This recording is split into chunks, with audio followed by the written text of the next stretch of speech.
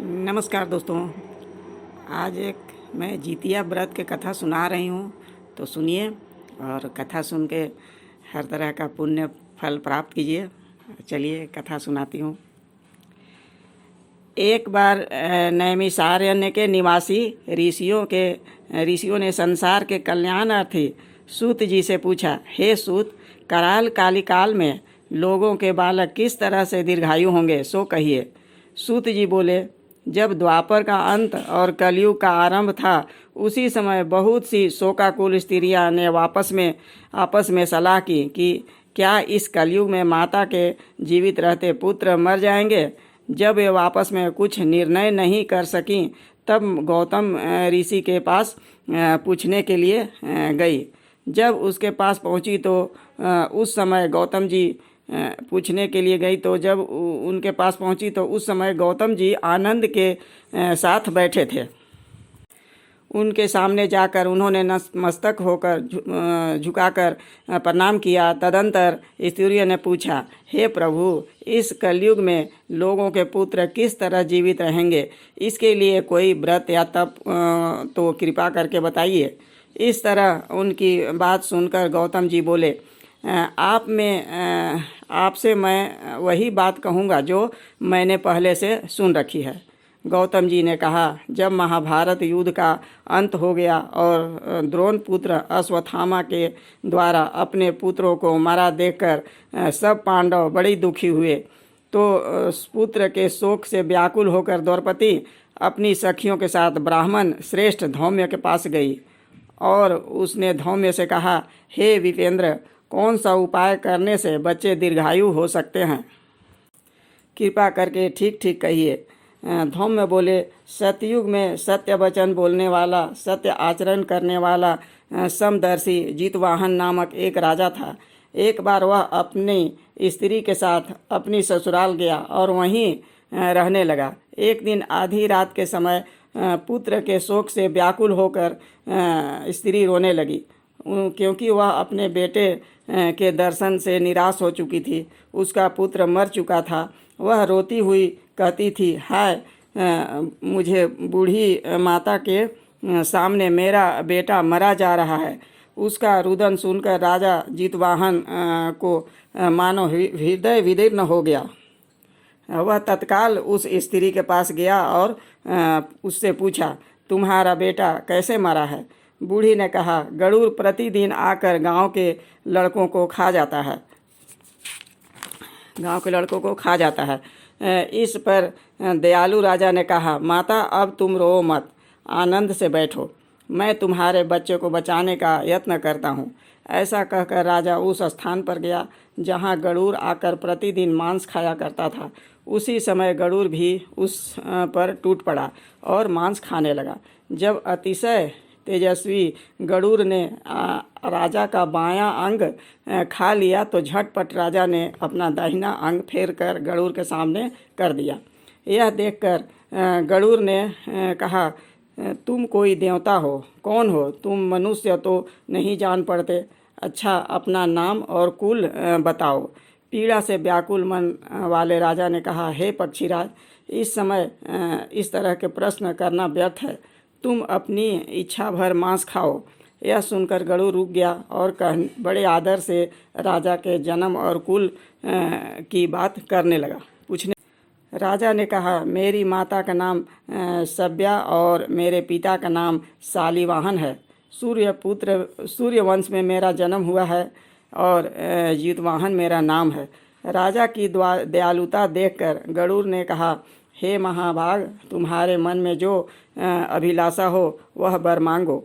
राजा ने कहा, हे पक्षीराज, यदि आप मुझे वर दे रहे हैं तो वर दीजिए कि आपने अब तक जिन प्राणियों को खाया है वे सब जीवित हो जाएं। हे स्वामिन, अब से आप यहाँ बालकों को न खाएं और कोई ऐसा उपाय करें कि यहाँ जहाँ जो उत्पन्न हो वे लोग बहुत दिनों तक जीवित रहें। धौम्य ने कहा कि पक्षीराज गरुड़ राजा को वरदान देकर स्वयं अमृत के लिए नागलोक चले गए। वहाँ से अमृत लाकर उन्होंने उन मरे मनुष्यों की हड्डियों पर बरसाया। ऐसा करने से सब लोग जीवित हो गए जिनको कि पहले गरुड़ ने खाया था। राजा के त्याग और गरुड़ की कृपा से वहाँ वालों का बहुत कष्ट दूर हो गया। उस समय राजा के शरीर की शोभा दूनी हो गई थी। राजा की दयालुता देखकर गरुड़ ने फिर कहा, मैं संसार के कल्याणार्थी एक और वरदान दूंगा। आज आश्विन महीना के कृष्ण पक्ष सप्तमी तिथि से रहित शुभ अष्टमी तिथि है। आज ही तुमने यहाँ की प्रजा को जीवन दान दिया है। हे वत्स, अब से यह दिन ब्रह्म भाव हो गया है।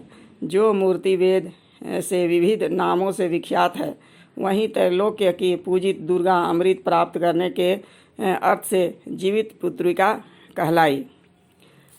अतः इस तिथि को जो जो स्त्रियां उस जीवित पुत्रिका के और कुश की आकृति बनाकर तुम्हारी पूजा करेंगी तो दिनों दिन उसका सौभाग्य बढ़ेगा और वंश की भी बढ़ोतरी होती रहेगी। हे महाभाग, इस विषय में विचार करने से भी आवश्यकता नहीं है। हे राजन, सप्तमी से रहित और उदया तिथि की अष्टमी को व्रत करें, यानी सप्तमी विद अष्टमी जिस दिन हो उस दिन व्रत कर शुद्ध अष्टमी को व्रत करें और नवमी में पारण करें। यदि इस पर ध्यान न दिया गया तो फल नष्ट हो जाएगा और सौभाग्य भी अवश्य नष्ट हो जाएगा। जीतवाहन को इस तरह का वरदान देकर गरुड़ बैकुंठ धाम को चले गए और राजा भी अपनी पत्नी के साथ अपने नगर को चले आए। धौम्य द्रौपदी से कहते हैं, हे देवी, मैंने यह अतिशय दुर्लभ व्रत तुमको बताया है। इस व्रत को करने से बच्चे दीर्घायु होते हैं। हे देवी, तुम भी पूर्वोक्त विधि से यह व्रत और दुर्गा जी का पूजन करो तो तुम्हें अभिलाषित फल प्राप्त होगा। मुनिराज धौम्य की बात सुनकर द्रौपदी के हृदय में एक प्रकार का कौतूहल उत्पन्न हुआ और पूर्ववासियों स्त्रियों को बुलाकर उसके साथ वह उत्तम व्रत किया। गौतम ने कहा, यह व्रत और प्रभाव को किसी एक चील ने सुन लिया और अपनी सखी सियारिन को बतलाया। इसके बाद पीपल वृक्ष की शाखा पर बैठकर उस चील ने और उस वृक्ष के खोड़ा में बैठकर सियारिन ने भी व्रत किया। फिर वही चील किसी उत्तम ब्राह्मण के मुंह से यह कथा सुन आई और पीपल के खोड़र में बैठी हुई अपनी सखी सियारिन को सुनाया। सियारिन ने आधी कथा सुनी थी कि उसे भूख लग गई और वह उसी समय 100 से भरे शमशान में पहुंची। वहां उसने इच्छा भर मांस का भोजन किया और चील बिना कुछ खाए पिए रह गई और सवेरा हो गया। सवेरे वह गौशाला में गई और वहां गौ का दूध पिया। इस तरह नवमी को उसने पारण किया।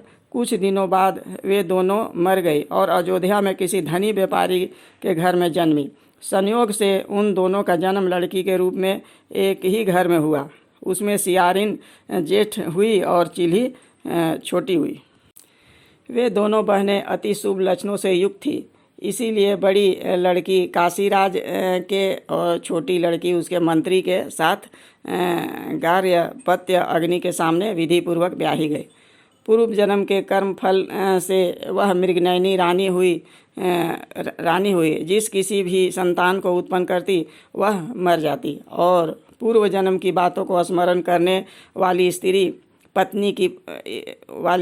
मंत्री की पत्नी ने 8 वसुओं से सदृश तेजस्वी 8 बेटे उत्पन्न किए और सभी जीवित रह गए। अपने बहन के पुत्रों को जीवित देखकर ईर्ष्यावश राजपत्नी ने अपनी स्वामी से कहा कि यदि तुम मुझे जीवित देखना चाहते हो तो इस मंत्री के सभी पुत्रों को उसी जगह भेज दो जहां मेरे बेटे गए हैं, अर्थात इन्हें मार डालो। यह सुनकर राजा ने उस मंत्री के पुत्रों को मारने की कई प्रकार के उद्योग किए, पर मंत्री पत्नी ने जीवित पुत्रिका के पुण्य बल से बचा लिया। एक दिन राजा ने अपनी आदमियों से उन पुत्रों को सिर कटवा कर पिटारी में रखवाया और वह पिटारी उसकी माता मंत्री पत्नी के पास भेज दिया, किंतु वे 8 सिर बेशकीमती जवाहरात हो गए और भले चंगे वे 8 लड़के अपनी माता के पास वापस चले गए। उनको जीवित देखकर राजपत्नी बड़ा विस्मय हुई। अंत में वह मंत्री की पत्नी से पास आई और उसने पूछा, बहन, तुमने कौन सा ऐसा पुण्य किया जिससे बार बार मारे जाने पर भी तुम्हारे बेटे नहीं मरते? इस पर मंत्री की पत्नी ने कहा, तुम पूर्व जन्म में मैं चील थी और तुम सियारिन, दोनों ने व्रत किया था। तुमने व्रत के नियमों का भली भांति पालन नहीं किया था और मैंने किया था। इसी दोष से हे बहन तुम्हारे बेटे नहीं जीते हैं। हे राजरानी, अब भी तुम उस जीवित पुत्री का व्रत को निष्ठापूर्वक करो तो तुम्हारे बेटे दीर्घायु होंगे। मैं तुमसे सच सच कह रही हूँ। उसके कथा अनुसार रानी ने व्रत किया, तभी से उसके कई बेटे सुंदर और दीर्घायु होकर बड़े बड़े राजा हुए। सूत जी कहते हैं कि सब प्रकार का आनंद देने वाला मैंने यह दृढ़ व्रत बतलाया।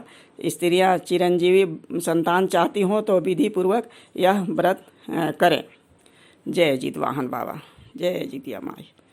चलिए, नमस्कार।